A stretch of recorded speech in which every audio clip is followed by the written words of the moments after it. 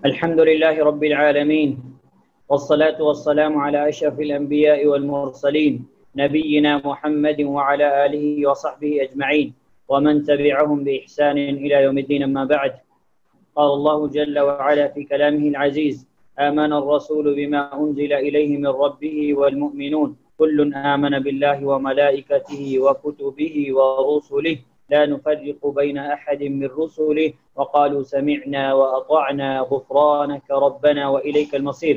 اللہ سبحانہ وتعالیٰ کا فضل، اللہ سبحانہ وتعالیٰ کا احسان، جس اللہ سبحانہ وتعالیٰ نے ہمیں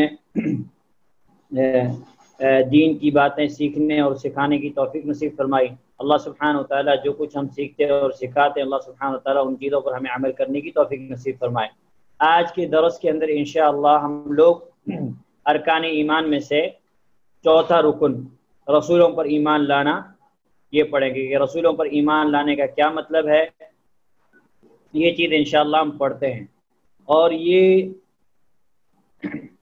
ایک ایسی چیز ہے کہ کوئی بھی ایمان والا اس وقت تک مومن نہیں ہو سکتا جب تک کہ وہ رسولوں پر ایمان نہ لائے. یہاں تک کہ اگر رسولوں میں سے کسی ایک رسول کا انکار کرے تو وہ کافر ہو جائے گا. اور رسولوں پر ایمان لانے کا مطلب یہ ہے کہ اس بات کا پکا یقین رکھنا، پختہ اعتقاد یقین رکھنا کہ اللہ تعالیٰ نے اپنے جو میسیجز تھے، پیغامات تھے، احکام تھے، ان کو پہنچانے کے لیے اللہ سبحانہ وتعالیٰ نے کچھ رسولوں کا انتخاب فرمایا، کچھ رسولوں کو چنا، اور اللہ سبحانہ وتعالیٰ نے ان کو لوگوں کی طرف بھیجا، اور جس شخص نے ان کی اطاعت اور فرمانبرداری کی، ان کی بات کو مان لیا، وہ ہدایت یافتہ ہوئے، اور جنہوں نے ان رسولوں کی نافرمانی کی وہ لوگ گمراہ ہوئے. اور اللہ تعالیٰ نے ان کی طرف جو کچھ نازل کیا رسولوں نے اسے مکمل طور پر واضح کر دیا. اس میں نہ انہوں نے کسی طرح کی تبدیلی کی اور نہ ہی کچھ چھپایا. جو امانت اللہ سبحانہ وتعالیٰ انہوں نے دی تھی اس امانت کو انہوں نے کما حقہ ادا کر دیا، اور انہوں نے امت کی خیر خواہی کی، اللہ کے راستے میں جہاد کرنے کا حق ادا کیا، اور لوگوں پر حجت قائم کر دی.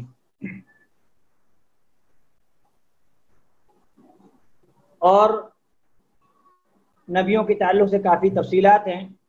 اگر ہم یعنی پڑھے رسولوں پر ایمان تو کافی تفصیلات ہیں، لیکن ان تفصیلات کے اندر ہم نہیں جائیں گے. ہم مختصراً کچھ چیزیں انشاءاللہ پڑھیں گے جس سے ہمیں فائدہ ہو، کیونکہ زیادہ ڈیٹیل میں تفصیل میں جانا جو ہے اتنا اہم نہیں ہے. جو چیزیں اہم ہیں وہ انشاءاللہ ہم پڑھیں گے. پہلی بات یہ ہے کہ جو رسول ہیں، رسولوں پر ایمان لانے کا کیا معنی و مطلب کیا ہے، جیسا مختصراً ابھی میں نے آپ کے سامنے ذکر کیا. اسی طریقے سے جو دکتور با کریم با عبداللہ مدینہ یونیورسٹی کے مشہور عقیدے کے استاد ہیں، انہوں نے اپنے مذکرہ کے اندر اس کی تعریف یوں کی ہے کہ التصدیق الجازم بأن اللہ تعالی بعث فی کل امت رسولا يدعوهم إلى عبادة الله وحده لا شريك له والكفر بما يعبد من دونه وأن جميعهم صادقون مصدقون بارون راشدون كرام اتقياء امناء مهتدون. آپ فرماتے ہیں کہ اس بات کا پکا یقین رکھنا کہ اللہ سبحانہ وتعالی نے ہر امت کے اندر رسول بھیجا، ان رسولوں نے لوگوں کو صرف اللہ سبحانہ وتعالی کی عبادت کی طرف دعوت دی اور اللہ کے علاوہ غیروں کی عبادت سے روکا، اور اللہ سبحانہ وتعالیٰ کے علاوہ جن کی عبادت کی جاتی تھی ان کا کفر کیا، یعنی ان کا انکار کیا، اور اپنی امت کو بھی ان کے انکار کی دعوت دی. اور وہ سارے رسول سچے تھے اپنی بات، اپنی جو ہے کریکٹر اخلاق کے اعتبار سے بھی، اور ہر اعتبار سے وہ رسول جو ہے صادقون اور مصدقون تھے. اسی طریقے سے وہ بارون یعنی انتہائی برگزیدہ، انتہائی نیک اور انتہائی صالح تھے، اور اللہ سبحانہ وتعالیٰ سے سب سے زیادہ ڈرنے والے، اور اللہ سبحانہ وتعالیٰ نے ان کے ذمے جو امانت دی تھی اس امانت کو لوگوں تک پہنچانے والے، اور سارے ہدایت یافتہ تھے. اور ہم ایمان لاتے ہیں ان رسولوں پر جن رسولوں کا نام اللہ سبحانہ وتعالیٰ نے اپنی کتاب کے اندر بیان کیا. یہ اللہ کے نبی صلی اللہ علیہ وسلم نے اپنی زبان مبارک کے ذریعے سے جن رسولوں کا نام بیان کیا ہم ان پر ایمان لاتے ہیں. اسی طریقے سے ہم ان انبیاء اور ان رسولوں پر بھی ایمان لاتے ہیں جن کا نام یا ذکر اللہ سبحانہ وتعالیٰ اپنی کتاب کے اندر اور اللہ کے نبی صلی اللہ علیہ وسلم نے جن کا نام نہیں بتائے، لیکن ہم یہ ایمان لاتے ہیں کہ جتنے بھی اللہ سبحانہ وتعالیٰ کی طرف سے بھیجے گئے رسول جو اللہ سبحانہ وتعالیٰ نے بھیجے وہ سارے سچے تھے، وہ سارے اللہ سبحانہ وتعالیٰ نے جو ان کو ذمہ داری تھی اس کو پہنچانے والے تھے، انہوں نے حق ادا کر دیا اور اپنی امت پر حجت قائم کر دی، ہمارا ایمان ہے، ٹھیک ہے۔ اور ان کی تعداد کتنی ہے، ان کی صحیح تعداد اللہ سبحانہ وتعالیٰ ہی جانتا ہے۔ کچھ تعداد کے تعلق سے کچھ روایتیں ہیں جو انشاءاللہ میں آپ کو بتاؤں گا، جیسے بعض علماء نے ان روایات کو صحیح کہا ہے اور بعض نے ضعیف کہا ہے کہ وہ رسول کتنے ہیں، تو انشاءاللہ وہ چیز میں آپ کو بتاؤں گا۔ اب ایک اہم چیز ہے کہ رسولوں پر ایمان لانا، یعنی رسولوں پر جو ایمان لانا ہے، یہ ایمان لانے کی اللہ سبحانہ وتعالیٰ نے جو رسولوں کو بھیجا دنیا کے اندر، تو دنیا کے اندر رسولوں کو بھیجنے کی کیا حکمت ہے؟ شیخ بہادر کریم عبداللہ فرماتے ہیں کہ الرسالۃ ضروریۃ للعباد، کہ نبوت اور رسالت بندوں کے لیے ضروری تھی۔ کیوں ضروری تھی؟ آپ فرماتے ہیں کہ بندوں کے لیے نبوت اور رسالت کی ضرورت تمام ضرورتوں سے زیادہ ہے، اور اللہ سبحانہ و تعالی نے رسولوں کو اپنے درمیان اور اپنے بندوں کے درمیان واسطہ اور وسیلہ بنایا، جیسا کہ ہم جب اصول الثلاثہ پڑھ رہے تھے تو شیخ صالح الفوزان حفظہ اللہ کی شرح سے میں نے آپ کے سامنے یہ بات بیان کی تھی، اور شیخ عبد الرحمن ناصر البراق حفظہ اللہ سے کہ رسول جو ہیں حفظ اللہ کی شرح سے کہ رسول جو ہیں یہ بندے، نواقض اسلام میں ہی غالباً ہم یہ چیز پڑھے کہ رسول جو ہیں یہ بندے کے درمیان اور اللہ کے درمیان واسطہ ہے، رسولوں کے علاوہ کوئی چیز واسطہ نہیں ہے ہمارے اور اللہ کے درمیان، رسول ہی واحد وہ واسطہ اور وسیلہ ہیں جو ہمیں اللہ سبحانہ وتعالیٰ کی بات پہنچاتے ہیں۔ اور شیخ فرماتے ہیں آگے کہ اللہ سبحانہ وتعالیٰ نے ان رسولوں کو اپنے درمیان اور بندوں کے درمیان واسطہ اور وسیلہ بنایا، اور اللہ سبحانہ وتعالیٰ نے ان رسولوں کے ذریعے سے لوگوں تک وہ باتیں پہنچائیں جو ان کے لیے نفع مند تھی، اور ان چیزوں سے روکا جو ان کے لیے نقصان دہ تھی، اور اللہ سبحانہ وتعالیٰ نے ان سارے رسولوں کو بھیجا اور ایک ہی دعوت کی کہ وہ سارے رسول اللہ سبحانہ وتعالیٰ کی عبادت کی طرف، توحید کی طرف دعوت دے، اور ان کا جو طریقہ تھا وہ سارا جو راستہ تھا وہ حق کا راستہ تھا، اور وہ اللہ سبحانہ وتعالیٰ کی توحید کی طرف لوگوں کو جو ہے دعوت دیتے تھے۔ پھر آپ نے ایک اہم چیز بیان کی ہے، شاید آپ کو یہ چیزیں کہیں اور نہ ملیں، آپ نے کہا کہ جو مخلوق ہے یعنی جو مطلب لوگ ہیں،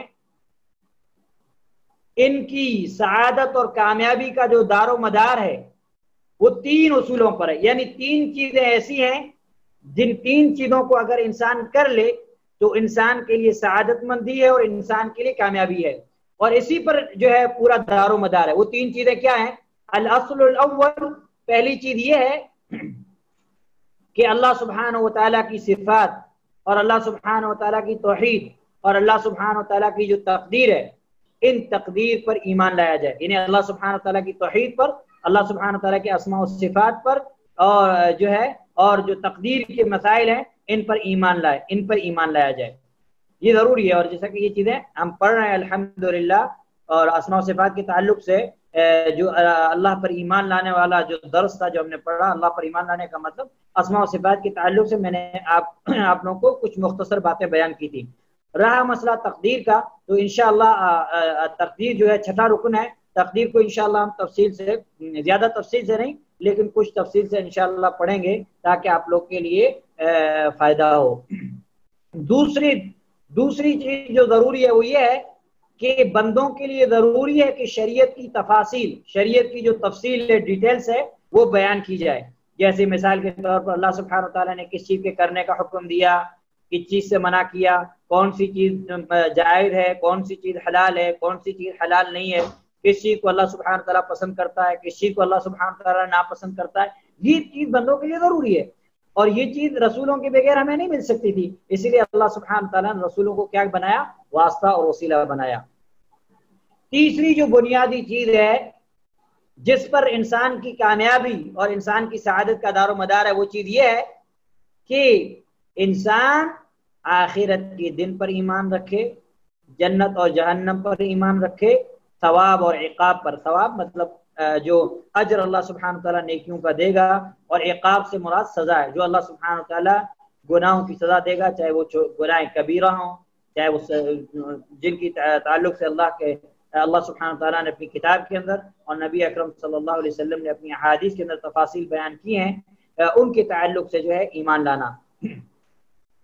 پھر آپ فرماتے ہیں ان تین چیزوں کو بیان کرنے کے بعد کہ وَلَا صَبِيلَ إِلَى مَعْرِفَتِهَا إِلَى مِنْ جِهَةِ الرُّسُلِ، ان تینوں چیزوں کو یعنی ان تینوں چیزوں کی جانکاری حاصل کرنا ہمارے لیے ممکن ہی نہیں ہے، ہمارے لیے کوئی راستہ نہیں ہے سوائے رسول اور نبیوں کے، کیونکہ رسول اور نبی وہ ہیں جو ہمیں یہ چیزیں بتا سکتے ہیں، ان کے علاوہ کوئی ہمیں یہ چیز نہیں بتا سکتا۔ اور جو لوگ یہ کہتے ہیں کہ ہماری عقل دین کو سمجھنے کے لیے کافی ہے، عقل کے خلاف قرآن کی یعنی قرآن کی تو بہت کم، نبی صلی اللہ علیہ وسلم کی کوئی حدیث عقل کے خلاف آ جائے تو اس کو ٹھکرا دیتے ہیں، کہتے ہیں کہ ہماری عقل میں یہ بات نہیں آتی، ہم اس کو نہیں مانیں گے۔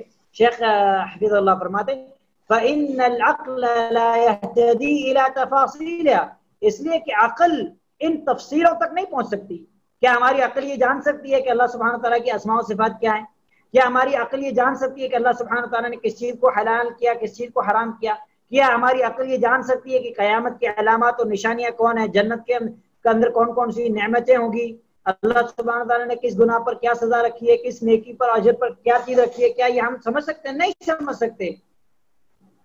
تو شیخ نے کہا کہ فَإِنَّ الْعَقْلَ لَا يَهْتَدِي إِلَى تَفَاصِيلَ، اس لیے عقل ان کی تفاصیل کو نہیں جان سکتی، اور نئی ان چیزوں کی معرفت کی جو جانکاری کی جو حقیقت ہے اس چیز کو جو ہے حاصل کر سکتی ہے۔ اس لیے ہمارے لیے ضروری ہے کہ رسول جو ہے لوگوں کے لیے ضروری ہے، کیونکہ اللہ اور بندوں کے درمیان واسطہ ہے۔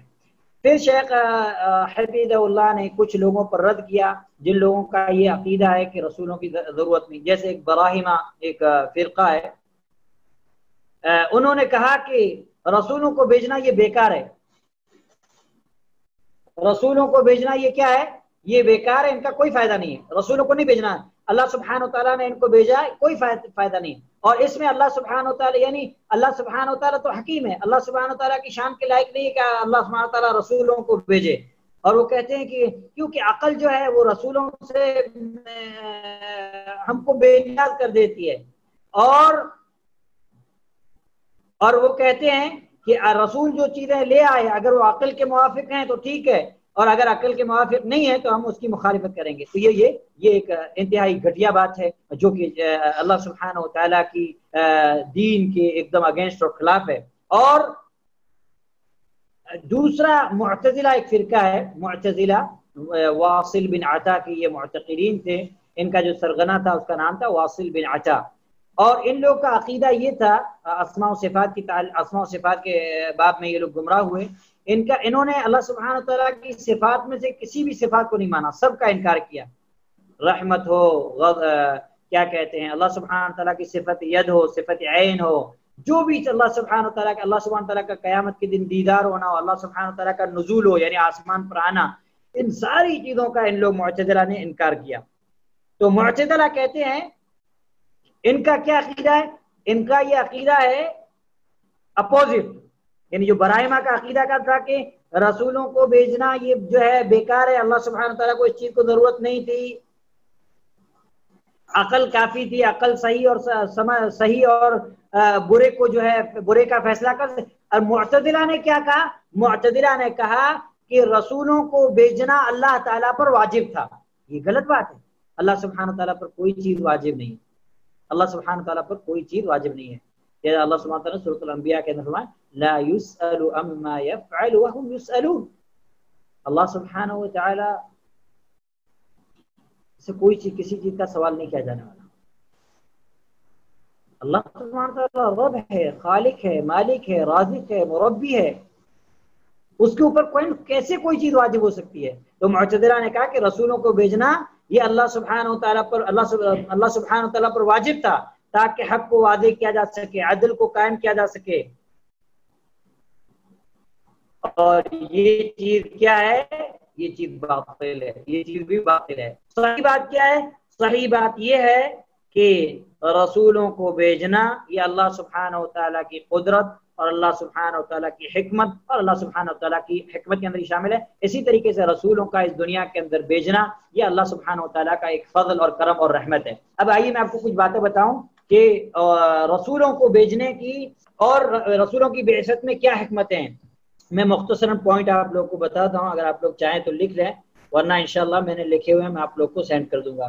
نمبر 1، رسولوں کے دنیا کے اندر بھیجے جانے کی حکمت میں سے بہت ساری حکمتیں جو اہل علم نے بیان کی ہے، ان میں سے کچھ اہم حکمتیں یہ ہیں کہ انسانوں کو بندوں کی عبادت سے نکال کر بندوں کے رب کی عبادت پر لگانا، کیونکہ رسول اگر نہ آتے تو لوگ کس کی عبادت کرتے؟ بندوں کی۔ جیسے ہم دیکھیں مثال کے طور پر فرعون کی مثال دیکھیں، ہم لوگ فرعون کی کیا کرتے تھے؟ عبادت کرتے تھے، لیکن موسیٰ علیہ السلام آئے تو موسیٰ علیہ السلام نے ان کو جو ہے فرعون کی عبادت سے نکال کر اللہ کی عبادت کی طرف بتایا۔ اسی لیے ہمارے رسول صلی اللہ علیہ وسلم کو دیکھ لیں، ہمارے نبی صلی اللہ علیہ وسلم کی بعثت سے پہلے لوگ جو ہے بتوں کو، دیگر چیزوں کو پوجا کرتے تھے، تو اللہ کے نبی صلی اللہ علیہ وسلم نے اس چیز سے نکال کر امت کو کہاں لایا؟ یہ اللہ سبحانہ تعالیٰ کی عبادت کی طرف۔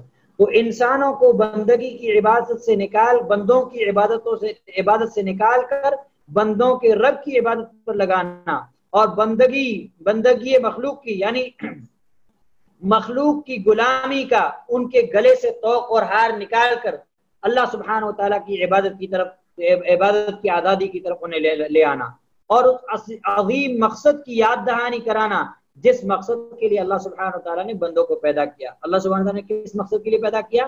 وَمَا خَلَقْتُ الْجِنَّ وَالْإِنسَ إِلَّا لِيَعْبُدُونَ، میں نے جنوں انسانوں کو نہیں پیدا کیا مگر اس لیے کہ وہ میری عبادت کریں۔ لِيَعْبُدُونَ اَيْ لِيُوَحِّدُونَ، اہل علم کہتے ہیں اَيْ لِيُوَحِّدُونَ، یعنی اللہ سبحانہ و تعالیٰ کے لیے عبادت کو خالص کریں۔ نمبر 2، رسولوں کو بھیج کر لوگوں پر حجت قائم کی گئی، کیونکہ قیامت کی نہ ہو سکتا ہے کوئی انکار کرتا کہ ہمارے پاس رسول نہیں آیا، اس لیے ہم نے جو ہے دین کو فالو نہیں کیا، اس پر نہیں چلے۔ اللہ سبحانہ و تعالیٰ نے اور جو پہلی چیز جو میں نے آپ کو بتائی اس کی دلیل سورۃ النحل، آپ نوٹ کر لیں، سورۃ النحل آیت نمبر 36، سورۃ النحل آیت نمبر 36۔ اور رسولوں کو بھیج کر لوگوں پر حجت قائم کی گئی، اس کی دلیل سورۃ النساء آیت نمبر 165 165۔ اللہ سبحانہ تعالیٰ فرماتا ہے رسلا مبشرین ومنذرین لئلا یکون للناس علی اللہ حجۃ بعد الرسل، کہ ہم نے رسولوں کو بشارت دینے والا، ڈرانے والا بنا کر بھیجا، لئلا یکون للناس علی اللہ، تاکہ اللہ سبحانہ و تعالیٰ کی طرف سے لوگوں پر کیا قائم ہو جائے؟ حجت قائم ہو جائے۔ نمبر 3، رسولوں کو بھیجنے کی ایک حکمت یہ ہے کہ بعد ایسی چیزیں جو غیب کی باتیں تھیں، ان غیب کی باتوں کو بیان کرنا، جن کو سمجھنا ہمارے لیے مشکل، ناممکن تھا، ہم اپنی عقلوں کے ذریعے سے اس کو نہیں پہچان سکتے تھے۔ مثلا اللہ سبحانہ و تعالیٰ کے نام اور صفات ہیں، اسی طریقے سے قیامت کے دن سے پہلے واقع ہونے والے معاملات ہیں، قیامت کی نشانیاں ہیں، قیامت کے دن کی تفصیلات ہیں، حساب و کتاب ہے، جنت اور جہنم ہے، دوزخ ہے، یہ تفصیل ہمیں صحیح غیب کی باتیں، اگر رسول نہ آتے تو ہمیں یہ چیزیں معلوم ہوتی نہیں معلوم ہوتی۔ نمبر 4،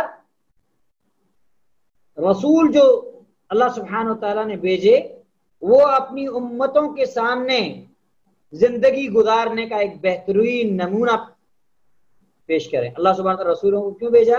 تاکہ وہ اپنی امت کے سامنے زندگی گزارنے کا ایک بہترین نمونہ پیش کریں، جیسا کہ اللہ سبحانہ و تعالیٰ نے سورۃ الممتحنہ غالباً آیت نمبر 6 ہے، اللہ سبحانہ و تعالیٰ فرماتا ہے، آیت نمبر 6، لَقَدْ كَانَ لَكُمْ فِيهِمْ أُسْوَةٌ حَسَنَةٌ، اور رسولوں کی جو ہے زندگی میں تمہارے لیے کیا ہے؟ نمونہ ہے، رسول تمہارے لیے کیا ہے؟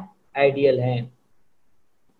5ویں چیز ہے لوگوں کی نفس کی اصلاح، یعنی لوگوں کی نفس کی درستگی اور ان کا تزکیہ کرنا، یعنی ان کو پاک کرنا اللہ سبحانہ و تعالیٰ کی نافرمانی سے، چاہے وہ شرک کی نافرمانی ہو، چاہے وہ بدعت کی ہو، چاہے وہ کفر کی ہو، چاہے وہ معصیت کی ہو، چاہے وہ ضلالت کی ہو، چاہے وہ گمراہی کی، کوئی بھی ہو، سب سے تزکیہ کرنا اور ہر اس چیز سے ڈرانا جو بندوں کو ہلاک کرنے والی، اور رسول نے یہ کام کیا۔ اب ہم دیکھتے ہیں کہ رسولوں کی ذمہ داری، رسولوں کی ذمہ داریاں کیا تھیں؟ رسولوں کی ذمہ داریاں بہت ساری تھی۔ نمبر 1، جو شریعت کے معاملات اور احکام ہیں ان کی تبلیغ کرنا اور لوگوں کو غیر اللہ کی عبادت سے ہٹا کر صرف اللہ سبحانہ تعالیٰ کی عبادت کی طرف لانا، جیسا کہ اللہ سبحانہ تعالیٰ نے سورۃ الاحزاب آیت نمبر 39 کے اندر بیان کیا، الذین یبلغون رسالات اللہ ولا یخشونہ احدا الا اللہ وکفی باللہ حسیبا۔ اس آیت کا ترجمہ آپ لوگ پڑھ لیجئے گا، میں صرف نمبر بتا دیتا ہوں۔ آیت سورۃ الاحزاب آیت نمبر 39، الذین یبلغون رسالات اللہ ویخشونہ ولا یخشون احدا الا اللہ۔ نمبر 2، جو دین نازل کیا گیا ہے اس کی وضاحت کرنا، کیونکہ دین کی وضاحت اگر رسول نہ کرتے تو ہمیں کیسے پتہ چلتا؟ اسی لیے اللہ سبحانہ تعالیٰ نے سورۃ النحل آیت نمبر 44، سورۃ النحل آیت نمبر 44 کے اندر ہمارے نبی صلی اللہ علیہ وسلم کے بارے میں کہا کہ وَأَنزَلْنَا إِلَيْكَ الذِّكْرَ لِتُبَيِّنَ لِلنَّاسِ، اور ہم نے آپ کے اوپر ذکر کو نازل کیا۔ ذکر سے مراد قرآن ہے یا پورا دین، بعض اہل علم نے پورا دین مراد دیا ہے۔ کیوں نازل کیا؟ لِتُبَيِّنَ لِلنَّاسِ، تاکہ آپ اس ذکر کو لوگوں کے سامنے کیا کرتے؟ واضح کر دیں، کلیئر کر دیں۔ نمبر 3، امت کو برائی سے ڈرانا، خیر اور بلائی کی طرف ان کی رہنمائی کرنا، ثواب کی بشارت دینا، یعنی اچھے کام کر رہے ہیں تو اس کی بشارت دینا، اور سزا سے ڈرانا، ٹھیک ہے۔ نمبر 4 اقوال اور افعال میں، یعنی باتوں میں بھی کاموں میں پاکیزہ نمونہ اور اسوہ حسنہ کے ذریعے سے لوگوں کی اصلاح کرنا۔ اس لیے ہم رسولوں کی سیرت پڑھیں کہ رسولوں کو پریشان کیا گیا، مارا گیا، تکلیفیں دی گئی، اس کے بعد بھی رسولوں نے حسن اخلاق کے ساتھ لوگوں تک دعوت پہنچائی۔ نمبر 5، لوگوں کے درمیان اللہ سبحانہ و تعالیٰ کی شریعت کا نفاذ کرنا، یعنی اللہ سبحانہ و تعالیٰ کی شریعت کو قائم کرنا۔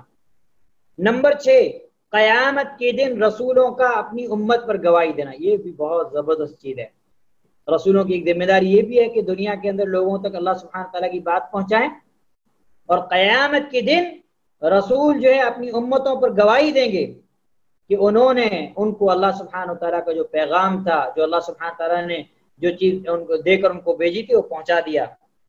اور اس تعلق سے اللہ سبحانہ و تعالیٰ نے قرآن کریم کے اندر ایک عظیم آیت جو ہے بیان کی ہے، سورۃ النساء کی آیت ہے۔ یہ آیت آپ لوگ ضرور پڑھیں، آیت نمبر 41 ہے، 41۔ اللہ سبحانہ و تعالیٰ فرماتا ہے فَكَيْفَ إِذَا جِئْنَا مِنْ كُلِّ أُمَّةٍ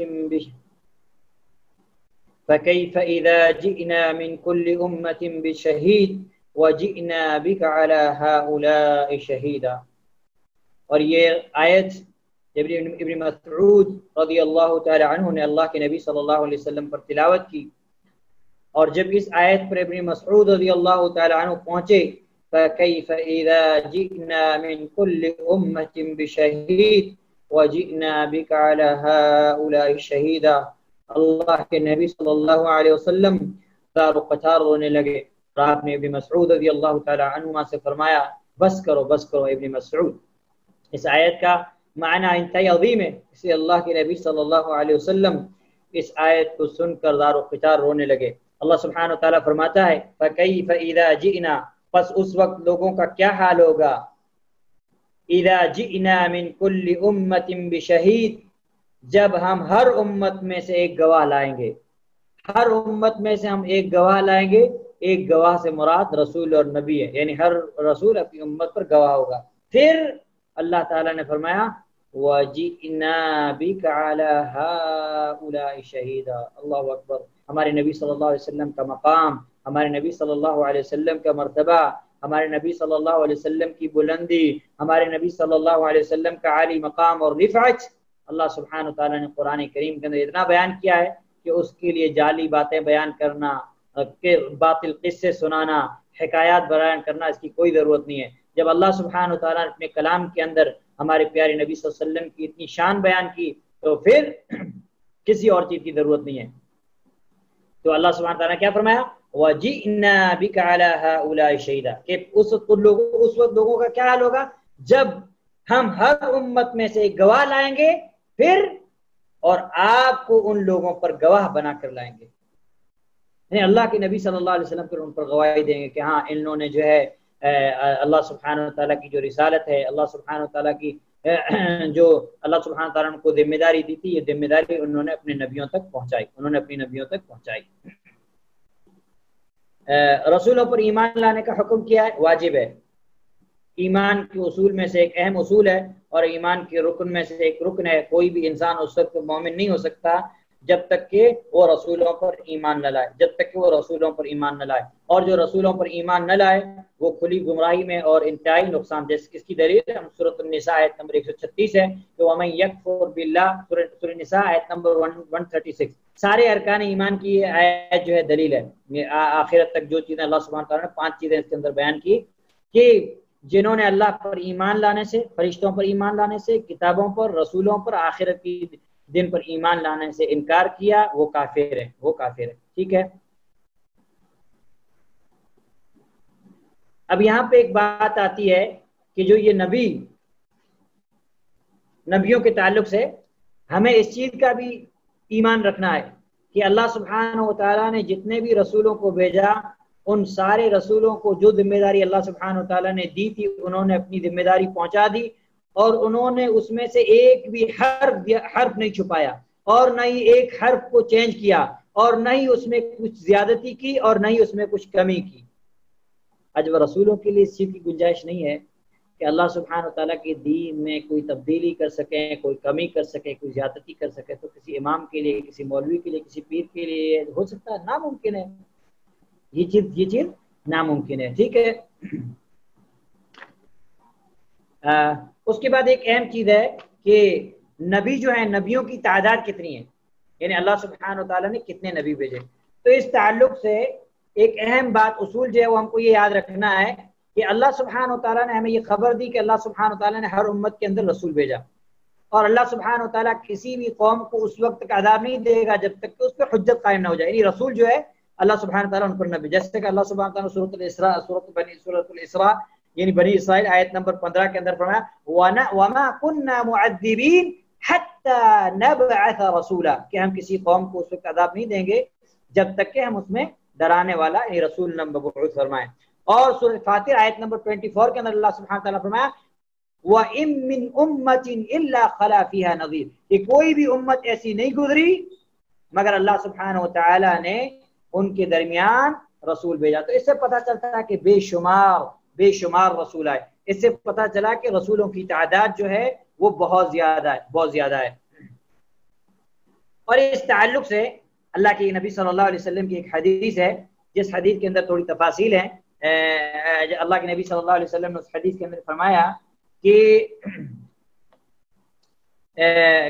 ابو ذر رضی اللہ تعالیٰ عنہ کی حدیث ہے کہ آپ صلی اللہ علیہ وسلم سے پوچھا گیا کہ کہتے ہیں کہ قلت یا رسول اللہ، میں نے اللہ کے نبی صلی اللہ علیہ وسلم سے سوال کیا اللہ کے نبی صلی اللہ علیہ وسلم رسول کتنے ہیں، یعنی اللہ سبحانہ وتعالی نے رسول کتنے بھیجے؟ تو آپ صلی اللہ علیہ وسلم نے فرمایا کہ 319 جما غفیرا، کہ آپ صلی اللہ علیہ وسلم نے فرمایا کہ 315 رسول اور بہت لمبی جماعت۔ اور اس حدیث کی مزید وضاحت ایک دوسری حدیث کے اندر ہے جس کو امام احمد رحمہ اللہ نے مسند احمد کے اندر روایت کیا ہے، اور علامہ البانی رحمہ اللہ نے مشکات کی تخریج یعنی مشکات کی احادیث پر جب آپ نے حکم لگایا تو آپ نے اس حدیث کو صحیح کہا، اور مشکات کے اندر آپ کو یہ حدیث ملے گی 5737 پہ 5737۔ اس حدیث کے اندر اللہ کے نبی صلی اللہ علیہ وسلم نے فرمایا کہ 124,000 کہ ان کی تعداد یعنی ان کی، جب پوچھا گیا آپ سے تو آپ نے فرمایا کہ ان کی تعداد 1,24,000 ہے۔ کتنی تعداد ہے؟ 1,24,000 ہے۔ پھر آپ صلی اللہ علیہ وسلم فرمایا کہ الرسل من ذلك 315 کہ ان میں سے رسول 315 تھے۔ رسول اور نبی کے اندر تھوڑا فرق ہے اور تھوڑا پیچیدہ مسئلہ ہے، اگر میں بیان کروں گا تو آپ لوگ ذرا کنفیوژن ہو جائیں گے، تو میں اس چیز کو بیان نہیں کر رہا ہوں، کیونکہ علماء کرام نے رسول اور نبی کی تعریف کے اندر علماء کے بہت سارے اقوال ہیں، بعض نے کہا یہ، بعض نے کہا یہ، تو جو یہ چیزیں ہیں جو اس کی وجہ سے وہ چیزیں میں آپ کو بیان نہیں کر رہا ہوں۔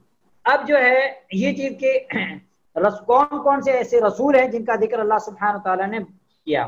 تو ایک تو آپ سورہ انعام کی جو آیت ہے، سورہ انعام آیت نمبر 83 سے لے کر 86. سورہ انعام ضرور لکھ لیں آپ لوگ. سورہ انعام سے انعام آیت نمبر 83 سے لے کر 86 تک 18 نبیوں کا اللہ سبحانہ تعالیٰ نے ذکر کیا. کتنے نبیوں کا؟ 18 نبیوں. ان میں سے ابراہیم ہیں، اور کیا کہتے ہیں، نوح ہیں، اسحاق ہیں، یعقوب ہیں، اور داؤد ہیں، سلیمان ہیں، ایوب ہیں، یوسف ہیں، موسیٰ ہیں، ہارون ہیں، زکریہ ہیں، یحییٰ ہیں، عیسیٰ ہیں، الیاس ہیں، اسماعیل ہیں، یسع علیہ السلام ہے، یونس ہے، لوط ہیں علیہم السلام. یہ سارے 18 نبیوں کا آپ لوگ آیت میں نے تیزی سے گنا دیا، آپ کو آیت بتا دیے 83 سے لے کر 86 تک. ٹھیک ہے. اس کے بعد حضرت آدم علیہ السلام کا نام اس میں نہیں آیا. حضرت آدم علیہ السلام کا نام سورہ بقرہ کے اندر موجود ہے، سورہ آل عمران کے اندر، اور بہت ساری آیتوں کے اندر موجود ہے. سورہ آل عمران کی ایک آیت آپ نوٹ کر لیں، آیت نمبر 33، ان اللہ اصطفى آدم، کہ اللہ سبحانہ تعالیٰ نے آدم کو چنا. ٹھیک ہے. اس کے بعد ہود ہے، ہود علیہ السلام. تو اللہ سبحانہ تعالیٰ نے سورۃ الاعراف کے اندر فرمایا وَإِلَىٰ عَادٍ أَخَاهُمْ هُودًا، اور ہم نے عاد کی طرف ان کے بھائی ہود کو بھیجا. سورۃ الاعراف کی آیت نمبر 65، سورۃ الاعراف آیت نمبر 65. صالح علیہ السلام کے بارے میں سورۃ ہود کے اندر اللہ سبحانہ تعالیٰ فرمایا وَإِلَىٰ ثَمُودَ أَخَاهُمْ صَالِحًا، اور ہم نے قوم سمود کی طرف ان کے بھائی صالح کو بھیجا. سورہ ہود آیت نمبر 61. اور شعیب علیہ السلام کے بارے میں اللہ سبحانہ تعالیٰ نے فرمایا وَإِلَىٰ مَدْيَنَ أَخَاهُمْ شُعَيْبًا، ہم نے مدین کی طرف ان کے بھائی شعیب علیہ السلام کو بھیجا. اور شعیب علیہ السلام حضرت موسیٰ علیہ السلام کے کیا ہیں؟ سسر ہیں، جیسا کہ آپ لوگ جانتے ہیں. تفاصیل سورۃ القصص کی تفسیر میں آپ کو یہ چیزیں مل جائیں گی. سورۃ الاعراف آیت نمبر 85. اور اس کے بعد ہے ذوالکفل علیہ السلام، جس کا ذکر اللہ سبحانہ تعالیٰ نے سورہ صاد آیت نمبر 48 کے اندر فرمایا کہ وَاذْكُرْ إِسْمَاعِيلَ وَالْيَسَعَ وَذَا الْكِفْلِ وَكُلٌّ مِّنَ الْأَخْيَارِ. سورہ صاد آیت نمبر 48. اور ایک نبی ادریس، جس کے بارے میں اللہ سبحانہ تعالیٰ نے سورہ مریم آیت نمبر 56 کے اندر فرمایا وَاذْكُرْ فِي الْكِتَابِ إِدْرِيسَ إِنَّهُ كَانَ صِدِّيقًا نَبِيًّا. اور اس کے بعد ہمارے نبی صلی اللہ علیہ وسلم، یعنی 18 نبیوں کا تذکرہ ایک ہی جگہ ہے. اس کے بعد دوسرے نبیوں کا بھی، جیسے ہود کے اندر، سورۃ الشعراء کے اندر دوسرے نبیوں کا ذکر ہے. ٹھیک ہے. اور اس کے بعد ہمارے نبی صلی اللہ علیہ وسلم کا ذکر قرآن کریم کے اندر 4 جگہ آیا ہے. میں آپ کو ایک حوالہ بتا دیتا ہوں. محمد الرسول اللہ، سورۃ الفتح آیت نمبر 29. سورۃ الفتح آیت نمبر 29. ہمارے نبی صلی اللہ علیہ وسلم کا ذکر قرآن کریم کے اندر سورۃ الاحزاب کے اندر آیا ہے، جو میں نے آپ لوگ کو بھی تھوڑی دیر پہلے آیت بتائی تھی. سورۃ الاحزاب کی آیت نمبر 39 کے بعد آیت نمبر 40 کے اندر ما کان محمد ابا احد من رجالکم. سورۃ الفتح کے اندر آیا، اور سورۃ الفتح کی آیت نمبر 29 ہے، 29. اور سورہ محمد کے اندر والذین آمنوا وعملوا الصالحات وآمنوا بما نزل علی محمد، یہ جو ہے سورہ محمد کی دوسری آیت ہے. اور اس کے بعد سورۃ الصف کے اندر جو ہے، سورۃ الصف کے اندر اللہ کے نبی صلی اللہ علیہ وسلم کا ذکر آیا احمد کے نام سے. عیسیٰ علیہ السلام نے کہا مبشرا برسول یأتی من بعد اسمہ احمد، کہ میرے بعد حضرت عیسیٰ علیہ السلام نے بشارت دی کہ میرے بعد ایک رسول آئیں گے جس کا نام کیا ہوگا؟ احمد ہوگا. وہ نبی جن کا ذکر حدیث میں، ان میں سے حضرت شیس علیہ السلام ہے. ابن حبان کے اندر یہ روایت موجود ہے. ٹھیک ہے. اور یوشع بن نون ہے، یوشع بن نون. اور جو ہمارے یہاں بات مشہور ہے، ایک بات آئی تو میں آپ کو بتا، ہمارے یہاں جو ایک بات مشہور ہے کہ سورج جو ہے فلاں کے لیے روک دیا گیا، فلاں نبی کے لیے، فلاں کے لیے، فلاں کے لیے، فلاں صحابی کے لیے، علی کے لیے، علی رضی اللہ عنہ کے لیے، فلاں کے لیے، اس تعلق سے کہ سورج روکا گیا جس کے لیے، وہ صرف اکیلے حضرت شیس علیہ السلام. صرف شیس علیہ السلام کے تعلق سے یہ بات ثابت ہے کہ سورج کو جو ہے ان کے لیے روک دیا گیا تھا، کیونکہ آپ جو ہے بیت المقدس کی طرف جو ہے بیت المقدس کی طرف جب تھے جنگ کی حالت میں تو اللہ سبحانہ تعالیٰ سے آپ نے دعا کی اور اللہ سبحانہ تعالیٰ نے سورج کو کیا کر دیا؟ روک کیا، مؤخر کر دیا. ٹھیک ہے، یہ جو ہے قرآن کریم کے اندر قرآن کریم یوشع بن نون یوشع بن نون کے لیے سورج کو روکا گیا تھا. اللہ کے نبی صلی اللہ علیہ وسلم نے فرمایا ان الشمس لم تحبط الا لیوشع، کہ سورج کو نہیں روکا گیا مگر کس کے لیے؟ یوشع بن نون کے لیے. یوشع بن نون کے لیے شاید میں نے اس سے پہلے شیف کہہ دیا، وہ غلطی ہے، شیف کے لیے نہیں بلکہ یوشع بن نون ہے. یوشع بن نون ہے، میری سبقت لسانی کی وجہ سے زبان سے شاید نکل گیا، وہ یہ یوشع بن نون ہے. ان الشمس لم تحبط الا لیوشع، کہ سورج کو نہیں روکا گیا مگر یوشع کے لیے، یوشع علیہ السلام کے لیے. اب پھر رسولوں میں اولو العزم رسول کون ہے، یعنی بڑے بڑے انبیاء کون ہیں؟ میں صرف نام بتا دیتا ہوں آپ کو، اور اس تعلق سے آپ لوگ سورۃ الاحزاب کی آیت نمبر 7 نوٹ کر لیں، جس کے اندر اللہ سبحانہ تعالیٰ نے ذکر کیا نوح علیہ السلام کا، ابراہیم کا، موسیٰ کا، عیسیٰ کا. 4 ہو گئے، اور 5ویں ہمارے نبی صلی اللہ علیہ وسلم. اور سورہ شعراء، سورۃ الشورى، شعراء الگ ہے، شورا الگ ہے. شعراء مطلب شاعر کی جمع ہے شعراء، اور شورا مطلب مشورہ. تو سورۃ الشورى کے اندر آیت نمبر 13 کے اندر بھی اللہ سبحانہ تعالیٰ نے جو ہے اس چیز کا ذکر کیا کہ شرع لکم من الدین ما وصى به نوحا والذی اوحینا الیک وما وصینا به ابراہیم وموسیٰ وعیسیٰ. 4 نبی ہیں اور 5ویں ہمارے نبی صلی اللہ علیہ وسلم ہیں.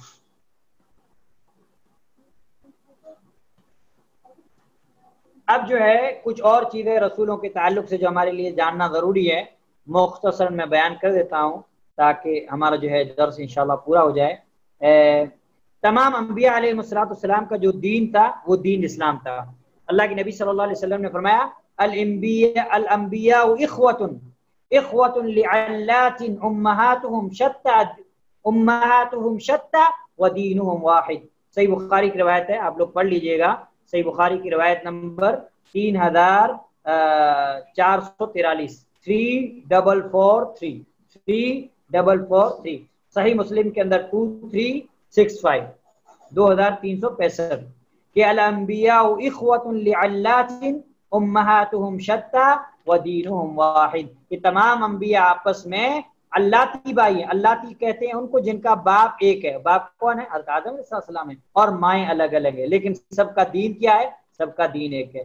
اسی طریقے سے جو قرآن کریم کی آیت ہے سورہ آل عمران کی آیت نمبر 19 ان الدین عند اللہ الاسلام، کہ اللہ سبحانہ تعالیٰ کے نزدیک دین کیا تھا؟ اسلام تھا. تو ظاہر سی بات ہے کہ سارے نبیوں کا دین کیا تھا؟ اسلام تھا.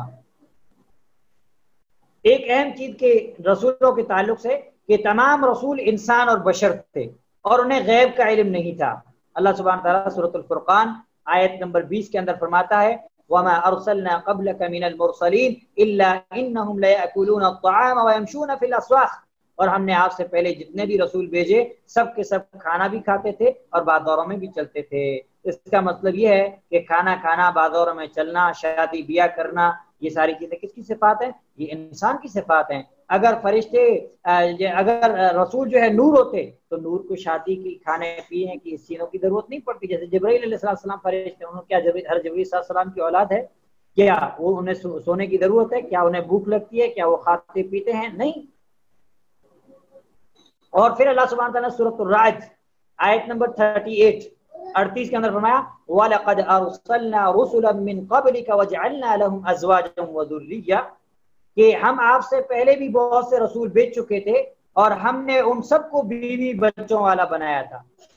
تو رسولوں کے تعلق سے جو بات ہمیں یاد رکھنی ہے کہ علم کا، غیب کا علم یہ اللہ سبحانہ تعالیٰ کی خصوصیات میں سے ہے، نہ کہ انبیاء علیہ السلام کی صفات میں. اب جو ظاہر سی بات ہے انبیاء علیہ السلام کی یہ صفت نہیں ہے تو کسی ولی کی یہ صفت ہو سکتی؟ نہیں ہو سکتی.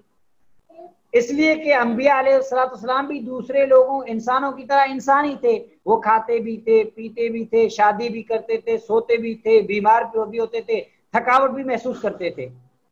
نمبر ایک اور چیز جو اہم ہے رسولوں کے تعلق سے کہ رسولوں کا معصوم ہونا. ہمارا یہ عقیدہ ہے کہ جتنے بھی رسول اللہ سبحانہ و تعالیٰ نے بھیجے وہ سارے رسول معصوم تھے، گناہوں سے پاک تھے.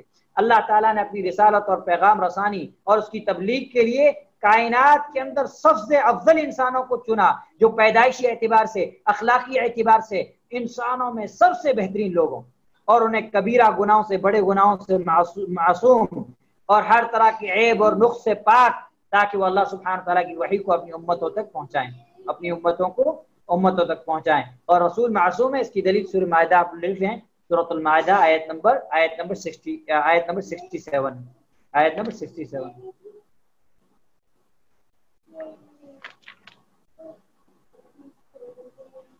ٹھیک ہے، اب ایک چیز ہے کہ رسولوں کے تعلق سے ایک اور چیز ہے کہ جیسے رسولوں معجزات، اللہ سبحانہ تعالیٰ نے الگ الگ رسولوں کو الگ الگ معجزات دیے، جیسا حضرت عیسیٰ علیہ السلام کا معجزہ الگ تھا، حضرت موسیٰ علیہ السلام کا الگ تھا، حضرت داؤد علیہ السلام کا الگ تھا، حضرت یوسف علیہ السلام کا الگ تھا، اور سلیمان اور داؤد علیہ السلام کا الگ تھا، حضرت ہمارے پیارے نبی صلی اللہ علیہ وسلم کی معجزات الگ تھے۔ تو اللہ سبحانہ تعالیٰ نے ہر رسول کو الگ الگ معجزہ دیا، تو ہم جو ہے جو بھی اللہ سبحانہ تعالیٰ نے جس رسول کو معجزہ دیا اس معجزے پر ہم کیا کریں گے؟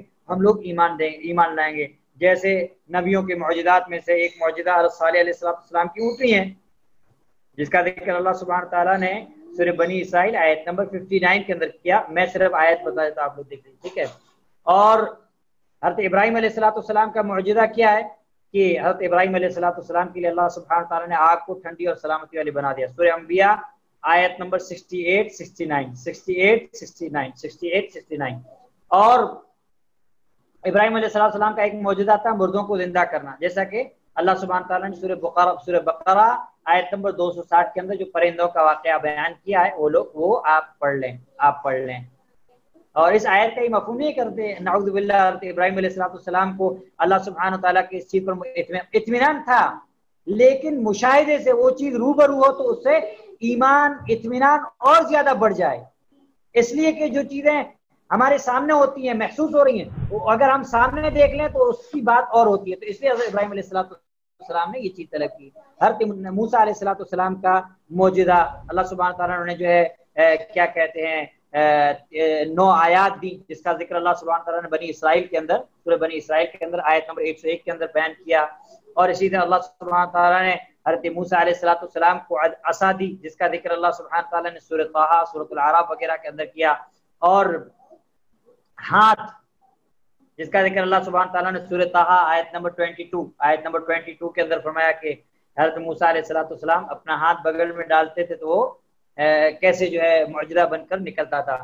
اسی طریقے سے اور یعنی یہ جو حضرت موسیٰ علیہ السلام کے جو معجزات ہیں 9 معجزات، اس میں سے لاٹھی ہے، ید ہے، سنین یعنی قحط سالی ہے، پھلوں میں کمی ہے، طوفان ہے، جراد ٹڈی ہے، قمل جو جوئیں ہیں، الضفادع کھٹمل وغیرہ، الدم خون جو ان کے کھانے اور شراب۔ اور اس چیز کو اللہ سبحانہ تعالیٰ نے، ان 9 چیزوں کو اللہ سبحانہ تعالیٰ نے سورۃ الاعراف آیت نمبر 130 سے 133 130 سے 133 تک اللہ سبحانہ تعالیٰ نے بیان کیا ہے۔ آپ لوگ جو ہے اس کو پڑھ لیں، ٹھیک ہے۔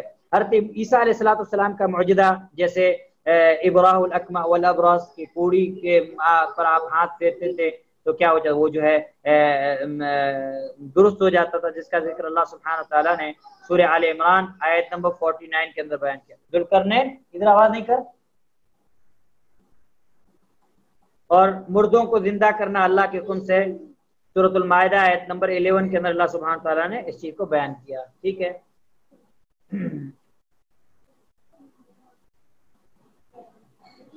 ہمارے نبی صلی اللہ علیہ وسلم کے معجزات تو بہت زیادہ ہیں کہ ہمارے نبی صلی اللہ علیہ وسلم کی بشارت حضرت ابراہیم علیہ السلام نے دی، جیسا کہ سورہ بقرہ کے اندر آیت نمبر 127 سے 129 تک ہے، 127 سے 127 سے 129 تک ہے کہ حضرت ابراہیم علیہ السلام نے اللہ سبحانہ تعالیٰ سے دعا کی تھی۔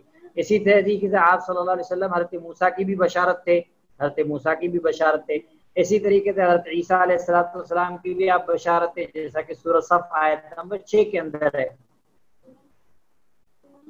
اللہ کے نبی صلی اللہ علیہ وسلم کے جو ہے نام بھی ہیں جو اللہ سبحانہ تعالیٰ نے بیان کیا، اور اللہ کے نبی صلی اللہ علیہ وسلم کی سیرت جو ہے وہ تقریباً ہم کو معلوم ہی ہے۔ اور اللہ کے نبی صلی اللہ علیہ وسلم کو جو معجزات دیے گئے، ان معجزات میں سے سب سے بڑا معجزہ قرآن ہے۔ سب سے بڑا معجزہ کیا ہے؟ قرآن ہے، قرآن سے بڑھ کر کوئی اور معجزہ نہیں، جس کے جو چیز کوئی بھی نہیں لا سکتا۔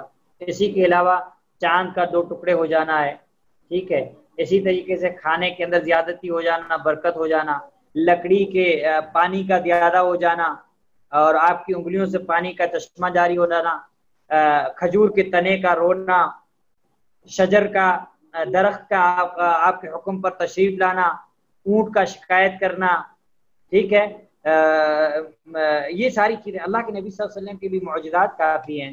تو یہ چیزیں جو ہے اہم تھی رسولوں کے تعلق سے، جن کو جاننے کی ہمیں ضرورت تھی۔ اللہ سبحانہ وتعالیٰ سے دعا ہے کہ اللہ سبحانہ وتعالیٰ ہمیں صحیح طریقے سے رسولوں پر ایمان لانے کی توفیق نصیب فرمائے، اور جو اللہ سبحانہ وتعالیٰ نے رسولوں کے تعلق سے جو تفصیلات قرآن کریم کے اندر بیان کی ہیں، ان تفاصیل پر اللہ سبحانہ وتعالیٰ ہمیں صحیح طریقے سے ایمان لانے کی توفیق نصیب فرمائے۔ اللہ کے نبی صلی اللہ علیہ وسلم کی جو سیرت ہے وہ عظیم سیرت ہے، آپ لوگ پڑھتے رہتے ہیں، نہیں تو پھر انشاءاللہ بھی ہم مستقل اللہ کے نبی صلی اللہ علیہ وسلم کی سیرت کا درس رکھیں گے، آپ صلی اللہ علیہ وسلم کے مختصراً، آپ صلی اللہ علیہ وسلم کے بچپن سے لے کر آخر تک، جس میں ہم 1 گھنٹے کے درس کے اندر مختصراً ساری چیزیں بیان کر دے۔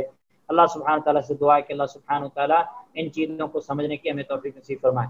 انشاءاللہ پھر ہم ایمان بالیوم الاخر، آخرت پر ایمان لانا اسٹارٹ کریں گے، اور آخرت پر ایمان لانا یہ بہت زبردست چیز ہے۔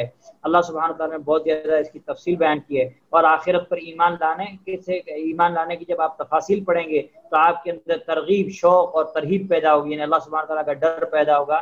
تو یہ اس چیز کو بھی پڑھنا ہمارے لیے ضروری ہے۔ اللہ سبحانہ تعالیٰ ہمیں یہ موقع نصیب فرمائے اور ہمیں اس کی توفیق دے، ہمیں استقامت دے۔ اللہ سبحانہ تعالیٰ ہماری نیتوں کو خالص بنائے، اور اللہ سبحانہ تعالیٰ جو ہے ہمیں اس چیز کی توفیق دے کہ ہم جو شرعی علم ہے اس کو حاصل کر سکیں۔ وصلی اللہ علیہ وسلم وبارک علی نبینا محمد۔